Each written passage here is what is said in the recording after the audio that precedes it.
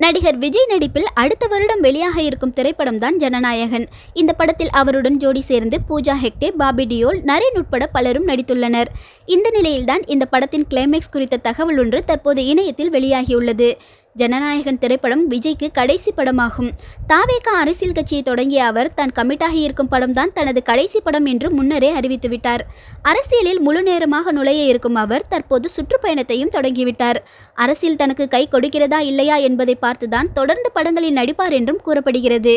ஜனநாயகன் படத்தை வினோத் இயக்குகிறார். KVN production நிறுவனம் இந்த படத்தை தயாரிக்கிறது. இதில் விஜய்க்கு ஜோடியாக இரண்டாவது முறையாக பூஜா ஹெக்டே நடிக்கிறார்.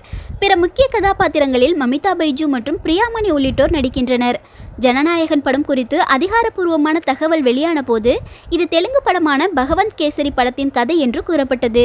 விஜய் இந்த படத்தை 5 முறை பார்த்தார் என்ற தகவல் வெளியானதால் இப்படி ஒரு தகவலானது வெளியானது. இப்போது படத்தின் கிளைமேக்ஸ் குறித்த தகவல் கசிந்துள்ளது. அதில் கிளைமேக்ஸ் காட்சி என்னவாக இருக்கும் என்று கூறப்பட்டுள்ளது.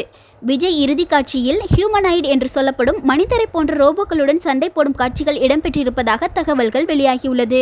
இதை கேட்ட பலர் என்னது விஜய் ஏஐ எதிர்த்து சண்டை போடுகிறாரா என்று ஆச்சரியமாக கேட்டு வருகின்றனர். இருப்பினும் இது குறித்து அதிகாரப்பூர்வமாக தகவல் எதுவும் வெளியாகவில்லை என்பதும் குறிப்பிடத்தக்கது. இப்போது ஜனநாயகன் படத்தில் இடம்பெற்றிருப்பதாக கூறப்படும் ஹியூமனாய்டு என்றால் என்ன தெரியுமா? அவை பார்ப்பதற்கு மனிதர்களைப் போலவே இருக்கும் ரோபோக்களாகும். அவை உருவாக்கப்பட காரணம் மனிதர்களைப் போலவே பேசவும் செயல்களும் இருக்க வேண்டும் என்பதால் தான். இவற்றால் நன்மைகளும் உண்டு, பெரும் தீமைகளும் உண்டு. சுருக்கமாக உதாரணத்திற்கு சொல்ல வேண்டுமென்றால் அர்னால்டு நடித்த டெர்மினேட்டர் படத்தையும் ரஜினி நடித்த எந்திரன் படத்தையும் கூறலாம். இதில் மனிதர்களின் நன்மைக்காக உருவாக்கப்படும் ஏஏக்கள் கடைசியில் அவர்களுக்கே ஆப்பாக முடிந்துவிடும். அப்படிப்பட்ட ஒரு கதையாக ஜனநாயகன் படம் இருக்கலாம் என்றும் கூறப்படுகிறது.